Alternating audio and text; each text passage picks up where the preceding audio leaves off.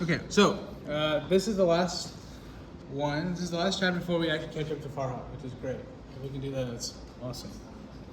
All right, so chapter 7, you are going to be, from what I remember with last quarter, obviously I didn't have Farhat, but for the person I did teach, um, exam 2 had parts of chapter 7, but it was more conceptual.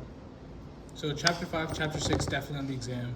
Chapter 7, more conceptual. Can you understand what's going on with acids and bases? Right? And so we're going to talk about acid-base equilibrium. So the first thing is there are 3 definitions of acids and bases, unfortunately. And luckily they all kind of mean similar things, but they are different.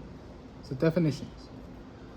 The most classic definition, the oldest definition, is called the Arrhenius definition, which is why the Arrhenius definition, right? Which this kind of comes with the fact that, okay, an acid, the definition of an acid in this theory is that it produces H plus in water, okay?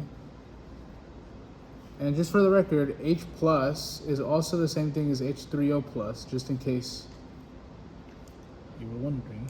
They're the same thing. Okay? And a base produces OH minus in water. Okay? And so you can see from some classic examples, right? NaOH. If you break that down, what you're going to get? Na plus OH. That's a base. Right? We understand that if something has an OH at the end of it, it's a base. And then another example, if you have something like HCl. If you break down HCl, you get H plus Cl minus. Because it's releasing those protons, it's an acid. Right?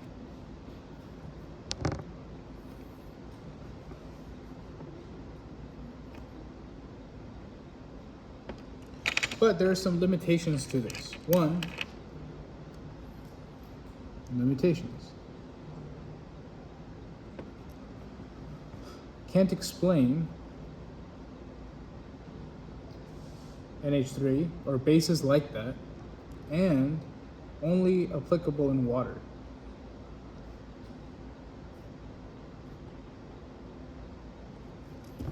Okay?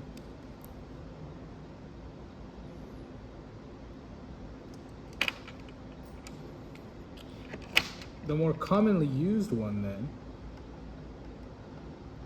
is called the Bronsted-Lowry definition.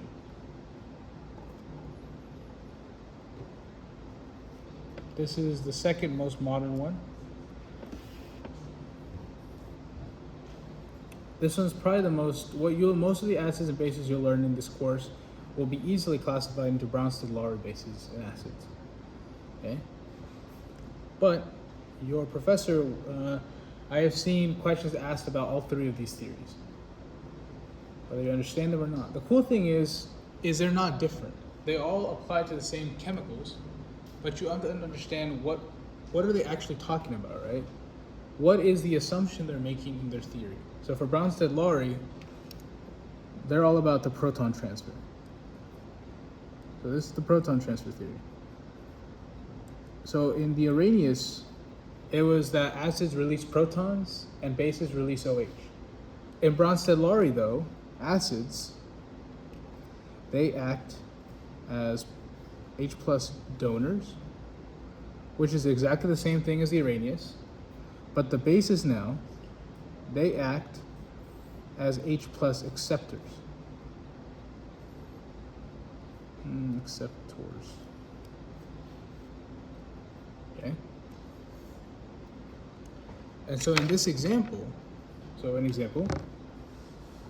let's react HCl plus NaOH.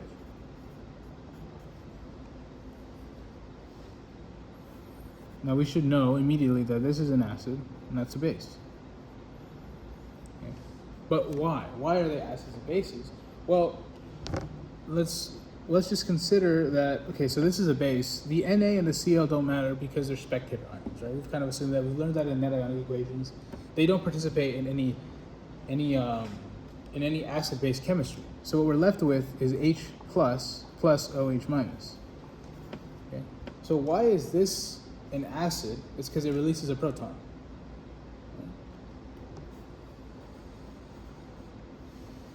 But then why is an OH a base? It's because you can think of this little minus sign as kind of hooking onto this. Right? That's why it's an acceptor. And so what do you get when you react both of these things? You get NaCl as a spectator plus water. And that's an acid-base reaction. That little minus sign is like a hook that kind of tells you it's a base. Right? Cool? Okay. All right. But now we need to kind of assign a few things here. All right. With this kind of formula, we're going to get into something kind of important. So we're not going to use this example, but we're going to make a template. So this is an acid, right? Because it has an H plus at the end, or at the beginning of it. HA plus a base. I'm going to call it minus base, because that negative sign is really what's going to tell you what's going to happen. Okay. What does that negative charge do? Hooks onto the H and takes it. So it becomes HB plus A minus, because now the A is left without its plus. It's hydrogen, which is a plus. Okay. Now it's time for nomenclature, which you need to be very familiar with. The thing that has the H, the proton, that's called an acid, right? The thing that accepts the acid, according to the Bronsted-Lowry definition, is a base. So that's a base. Okay. Now I like to divide it on both sides. Here, let's call something an acid. Let's try to assign acid and base. In this case, this now has a negative sign. And now this can hook back onto this H and create itself again. So if this is a negative sign, this is a base now. Right? And because you can't have, on one side, you can't have two bases or two acids. You can have one of each. If this is a base, this has to be the acid. And indeed, that's true because it has that H in front of it. Okay? But if it's on the product side, you have to add an extra name to it. This is called the conjugate acid, and that's called the conjugate base. So if a question asks you to identify the acid, okay, it's not asking you to identify the conjugate acid, it's specifically telling you to identify this acid. If it's telling you to identify all acids in the formula, then you can start identifying the acids. But knowing that these two are different things, that one's a conjugate, one isn't, is important. Okay? Does that make sense so far? Cool. So that's the Bronsted-Lowry definition. Okay. And a really quick example, another, I think, in my opinion, a better example actually, and the one that I kind of came up with on the spot, is we again have HCl. This is what you'll actually see in equilibrium problems, okay? When you react HCl plus water, you get H3O plus Cl minus. Okay? So we know HCl is an acid because it donates a proton. So then this has to be a base. So what does a base do? Well, there's no negative charge on here, but this oxygen, it has a partial negative technically. You can imagine that this oxygen takes that H away to get Cl, and the water itself gets an H, which is exactly what you see with this. So this becomes a conjugate acid because now it can release that proton, whatever this is called hydronium. Hydronium can now release an H into solution, and then Cl minus can take it back. So this is called the conjugate base. Okay.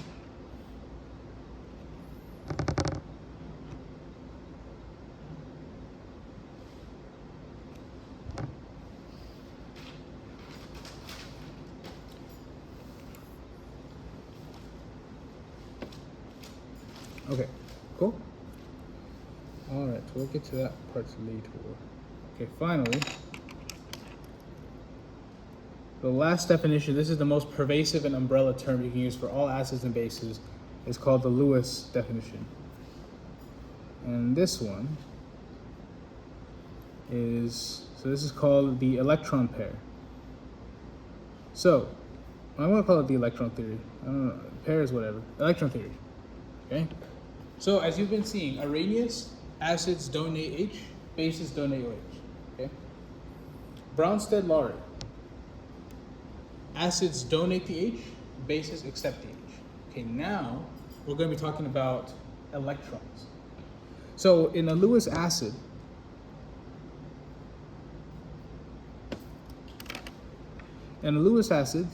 you are an electron pair acceptor. You're an electron pair acceptor. And if you're a Lewis base, you're an electron, which I'm going to abbreviate E negative, electron pair donor. Okay. And so now at this point, this includes all acid-base reactions can be classified as a Lewis acid or a Lewis base. But you might be asking, how so? How does that make sense? Well, we can look at the last one actually.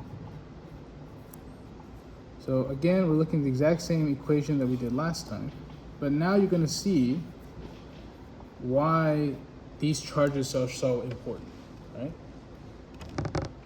So we know HCl dissociates in solution to give us H+. So this is an acid, okay?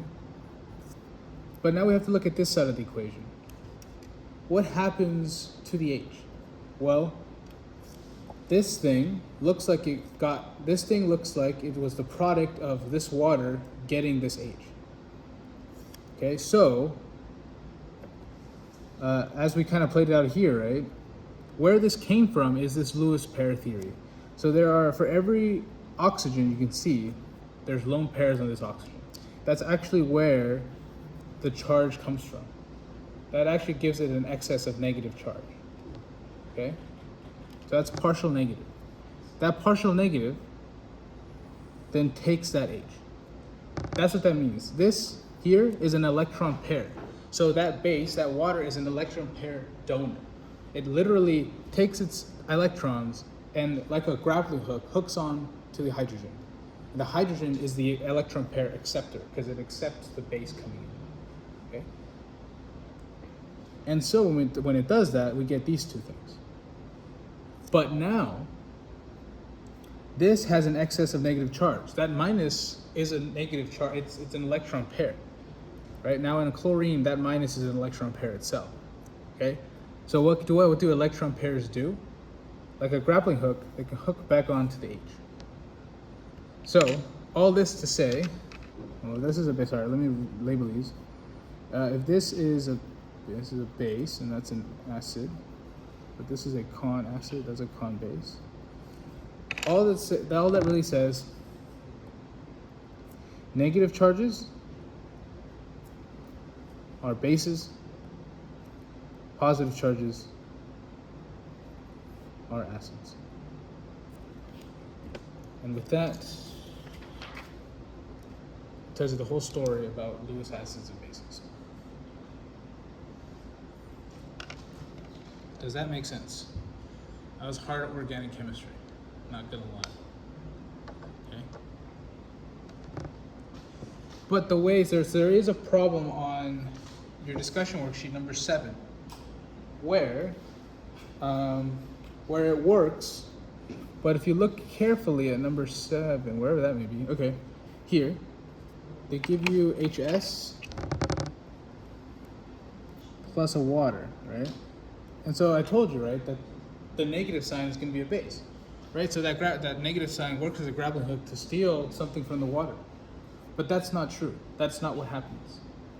See how the products are now, they're actually that the water stole another H from the S? That doesn't happen chemically. That's an impossible reaction. But as is Gen Chem.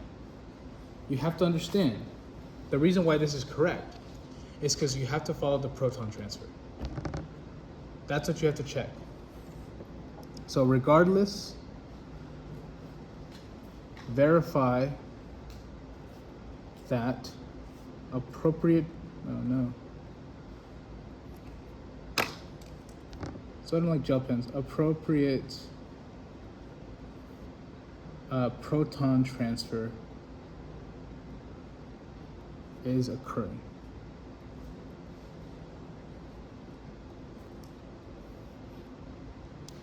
Okay. Because that may not necessarily be chemically correct. Also, any metals, for example, X. So like aluminum, this thing, aluminum chloride, and then boron trihydride. These are examples of acids. So metals are, you can think of them as electropositive. They have more of a positive charge. They're cations, right? So they're acids because they have that positive charge on them. Okay? So that's something that could potentially be acid. So metals are acids. Cool.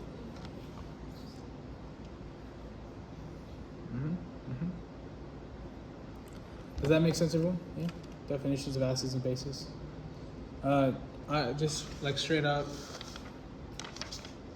like the whole first page of your worksheet is just, can you distinguish between acids and bases?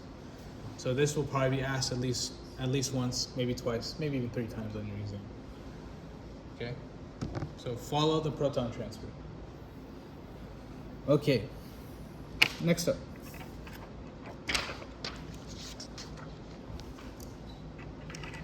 Next up, using what we learned in chapter 6 about equilibrium, there's now, or we use that now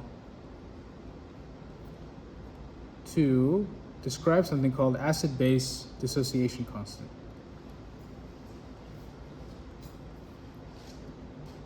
Which are labeled respectively as Ka and Kb.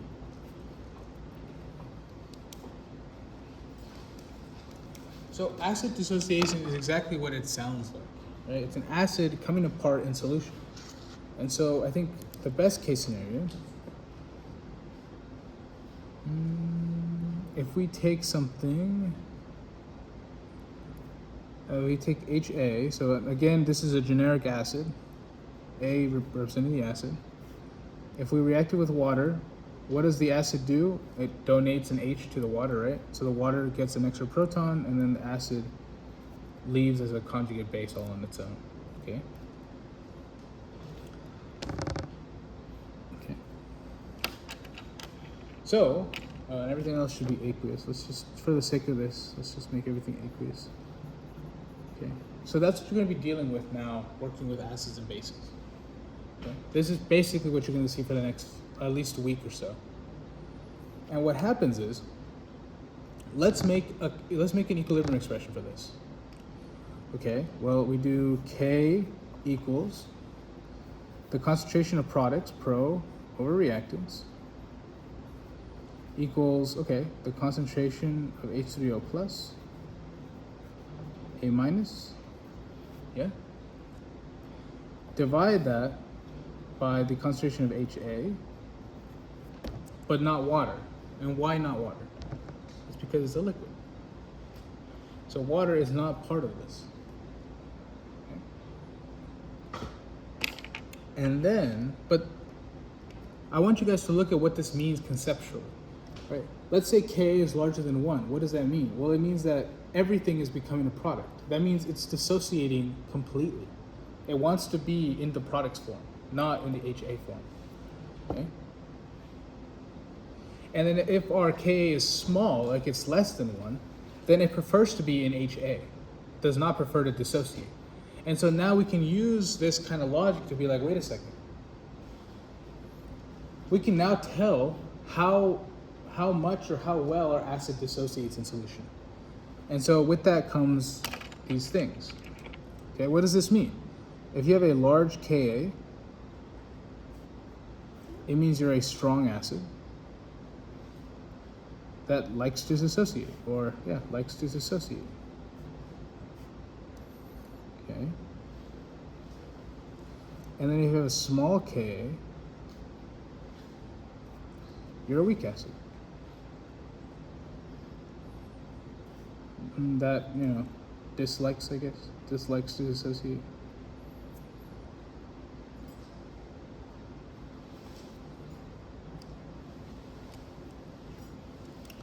Does that make sense?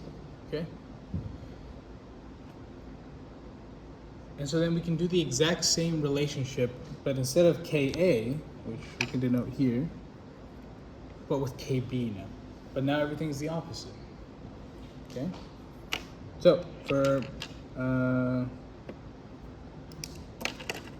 so this is the acid dissociation. Now how about the base dissociation? It's the exact same idea, but now we're dealing with Kb, and we're dealing with a constant, or we're dealing with a base, my bad. Kb. So we have a base, right, plus water gives us Hb plus OH minus. Does that make sense why, right?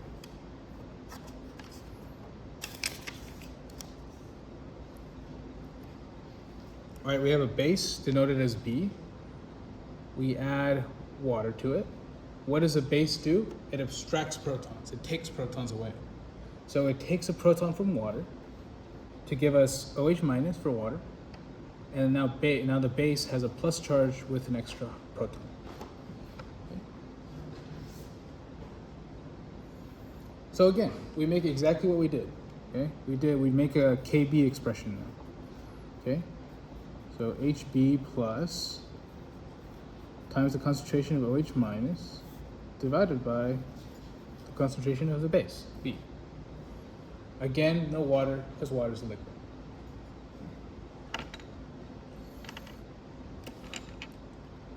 And so then we do the exact same analysis that we did for the Ka, right? If Kb is large,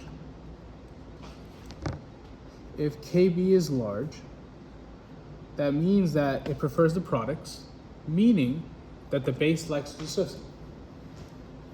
So it's a strong base because it likes to dissociate, right?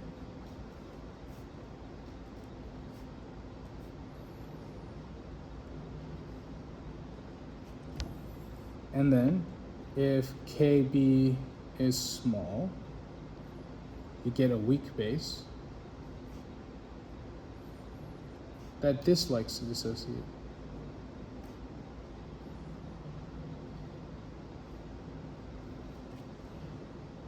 Okay? That makes sense, how Ka and Kb are kind of interrelated. And before we move on, you will see where this all kind of comes together. It's quite, in my opinion, it's really beautiful about chemistry. I bet you guys don't agree. But, makes sense? Everyone cool with that? Yeah? Done ready? Okay. Alright. I need you guys to commit these to memory, because I don't think they'll be given to you. Okay? So, you might be asking then, what are the strong acids and what are the strong bases? There are only 7 strong acids and like 8 or 9 strong bases. Everything else is weak. Okay, so strong acids.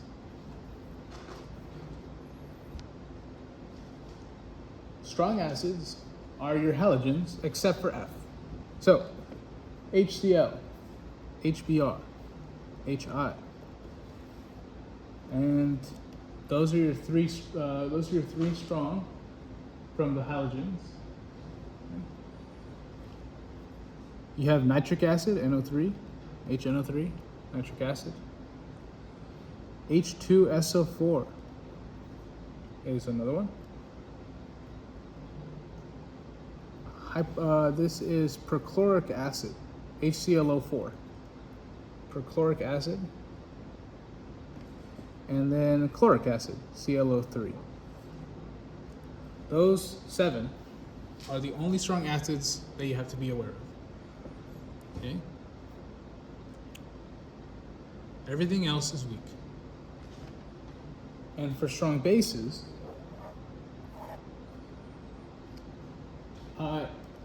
all group 1s are strong bases.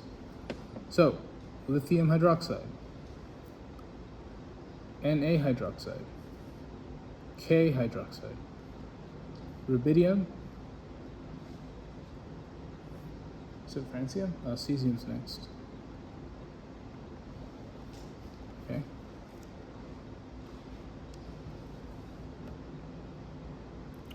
And then 3 of the group 2s. So calcium hydroxide, strontium hydroxide, and barium hydroxide. Those are the lists of strong acids and strong bases for the course. Everything else that isn't here is weak. Okay. Does that make sense? Yeah? Okay.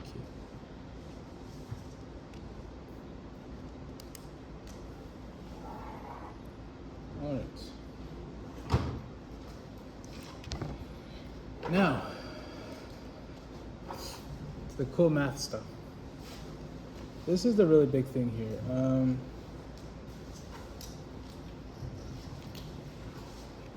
The big thing here is that we've been talking about Kas and Kbs for a bit. So how do you actually relate mathematically? And so we get that Ka times Kb equals Kw. Where Kw equals to 1.0 times 10 to the negative 14. That is the water dissociation constant. So that is, so that basically says, it describes this reaction.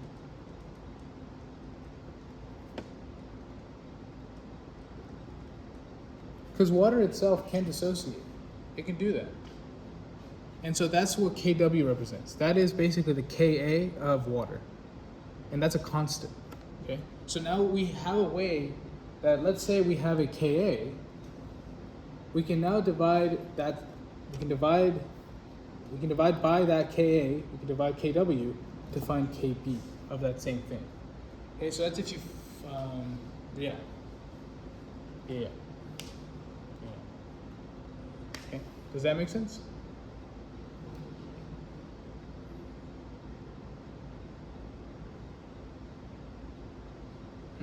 Okay. Not much left. Okay. All right. So there's that. Let me give you some quick information. Let me just look this up. If you flip.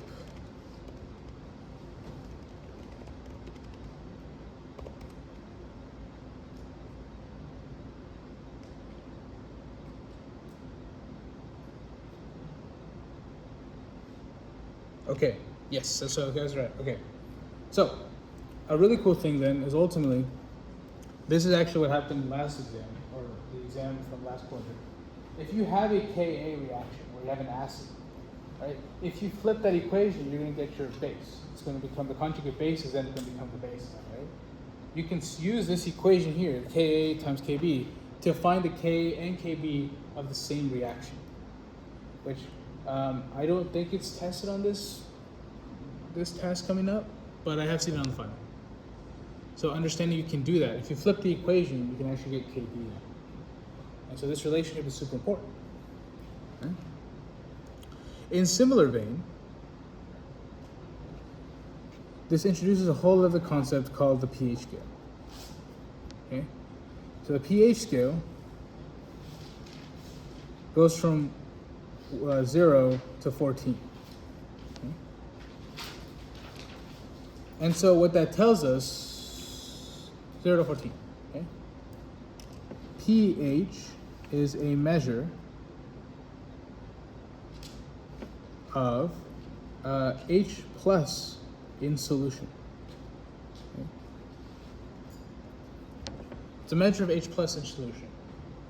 And so when you actually see what this means, if your pH is at 7, right? So right in between, right at the middle. this is called neutral. It means that there are equal amounts of H plus and OH minus. Okay? If the pH is less than 7, meaning 6, 5, this is called acidic. So more H plus is present in solution than OH.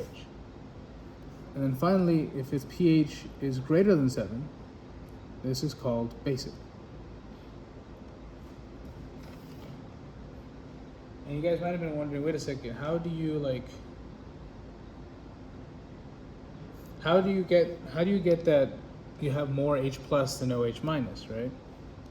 And it kind of finally comes along with, that wasn't introduced. Okay, I'm sorry. Let's back here really quickly. This is also extremely important. This Kw can also be used to find the concentrations of various things. So yes, it's Ka times Kb, but it's also the concentration of H3O plus times the concentration of OH minus. Okay? So you can use that to now figure out that at the end of the day, H3O plus and OH minus are always in competition in solution to see which one's more and which one's less. And that's exactly what correlates down to the pH scale, right? Because in an acid, something smaller than 7, you're going to have more H plus, right? And we saw this kind of mathematical relationship in the gas in chapter 5, right? Where PV were right next to each other, multiplied together, okay? So for PV equals PV, we saw that pressure goes up, volume goes down. In this exact same case, if H3O plus goes up, then the OH concentration has to go down. And that's where all this has kind of come from, is this sort of mathematical reasoning that you're going to need for the rest of the quarter. Okay? So, how does this equation numerically connect to the pH scale? And that's called the definition of pH, which is the negative log of H3O plus. Okay? So you can go from here, take this H3O plus, put it into this equation, you're going to get a pH. And you'll see that if you have a large amount of H3O plus, you're going to get a small pH. And vice versa is true. If you have a small amount of H3O plus, you'll get a large pH, or at least larger than 7.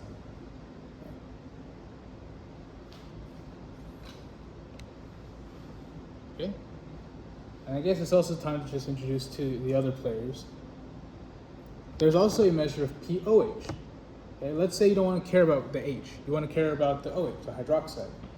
There's also this thing called pOH, which is the exact same definition, except now you're looking at OH minus. Okay? And how you already know how these two are related, but you can even relate these two even more. pH plus pOH equals 14. Equals 14.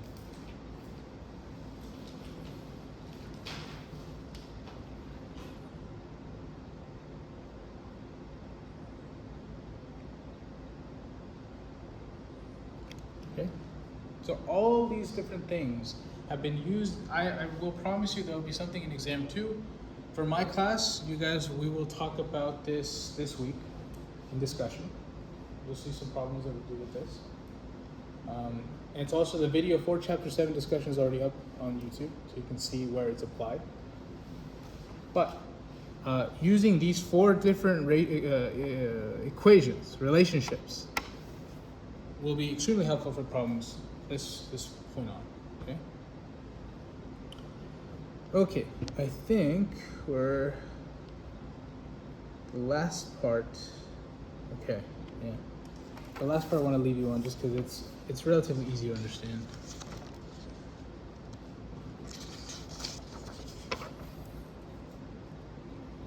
The last part, or any questions about that? Okay, the last part is comparing relative acid strength.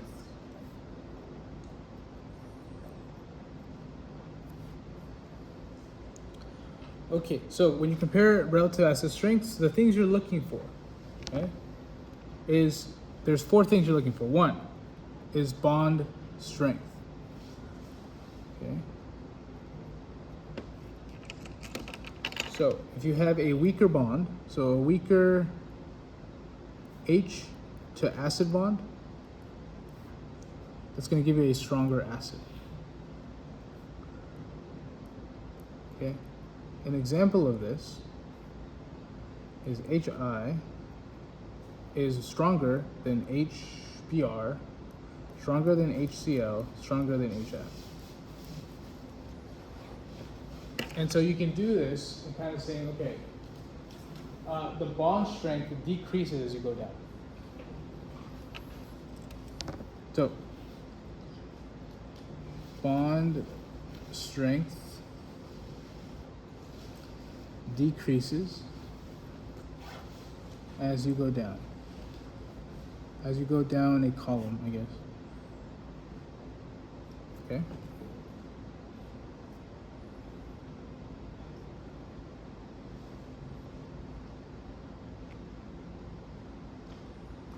Mm-hmm.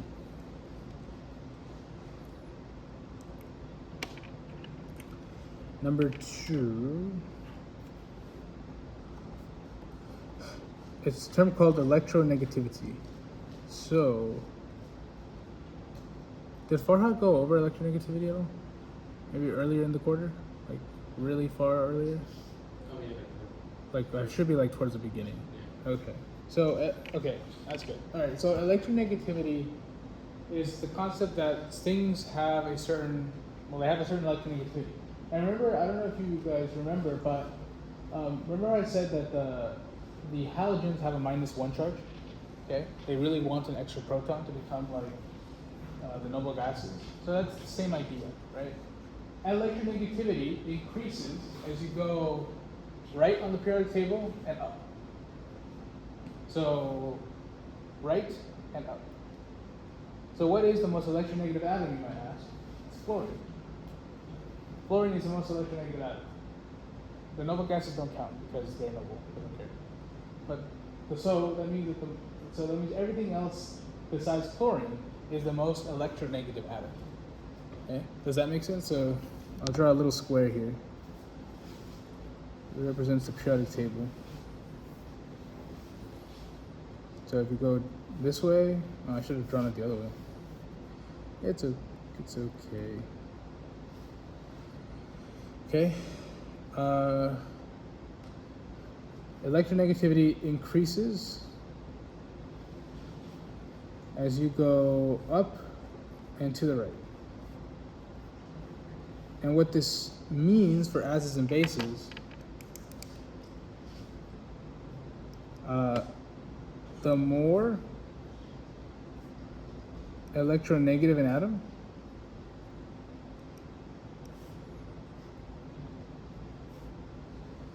the more stabilized its conjugate base.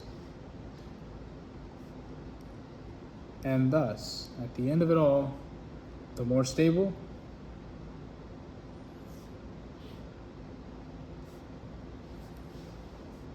the more acidic. Right, think of it like, okay, if you have an H and and all of a sudden it comes off, but you're really stable and there's nothing, you don't really want that H back, right? You don't need that H back. So you're stronger, you're willing to let it go more.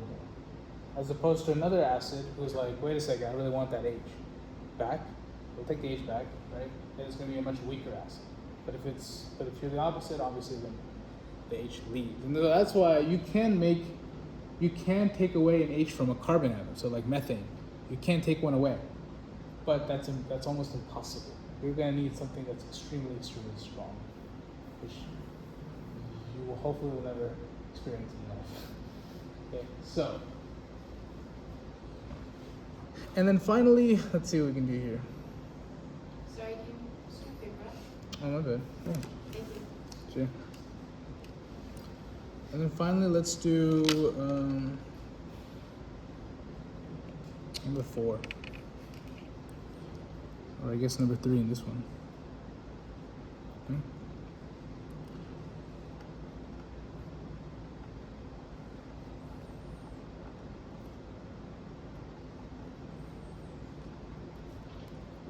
Called the inductive effect.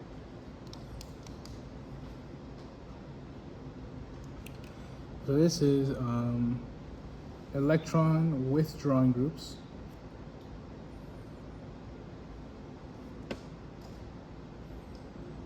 Increase acidity. Or in other words, more electronegative atoms, stronger the acid. For example, CFFFH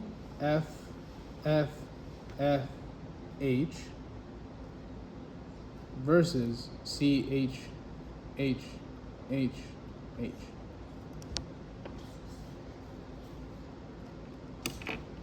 Okay, so this is called the inductive effect.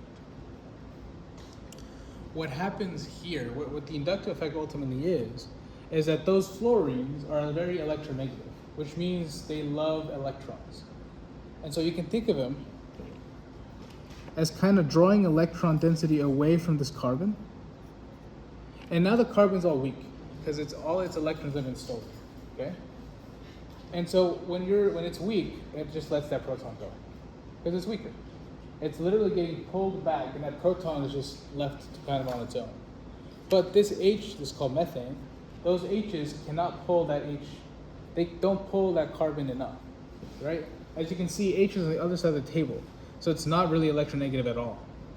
And so what happens to the H? Well, now the C stays with the H. It's not strong enough to pull the carbon anywhere, or the electrons from the carbon anywhere. So the H just kind of stays as it is. Okay? And so that's kind of the inductive effect, is that the more electronegative stuff's around it, the better it is at pulling the carbon or pulling whatever center away, thus releasing the proton more easily. Okay? Does that make sense? Yeah? Okay, cool. All right, everyone, I think with that, we should wrap up. So, so for the rest, my class, we guys will talk about, we'll basically repeat all of this on Thursday. The video's already up for chapter 7 discussion. And yeah, that's it. Thank you. Sure.